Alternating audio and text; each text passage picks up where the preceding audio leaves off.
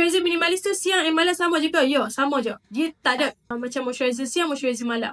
Dia macam ni tau. Standard based on science, dia tak ada siang, tak ada malam. Kecuali sunscreen pakai siang. Kalau dia standard TKM ataupun dia ada sikit-sikit ciri nak ke arah TKM. TKM tu apa? Timbang kilo M. Dia akan ada cerita siang, malam. Krim siang, krim malam. Moisturizer siang, moisturizer malam. Macam tu. Itu salah satu benda yang kalau hampa nak filter antara dia kategori TKM ataupun bukan TKM. Kalau bagi Cik Syah melihat dari segi general macam tu. Dia juga brand yang trusted brand. Science based dia punya formulasi. Ada juga dia letak nama macam tu. Tapi yang Cik Syah faham dia letak nama macam tu sebab dulu standard kita punya skincare memang letak nama macam tu. Tapi skincare dia okey. Dia tu kena deep lagi belajar, deep lagi kena tengok dan buat pemerhatian untuk nampak perbezaan spesifik tu.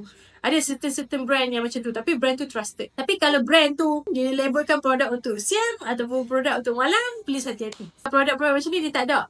Boleh pakai siang ataupun boleh pakai malam. Selagi mana kulit kita memerlukan keperluan tu, kita pakai.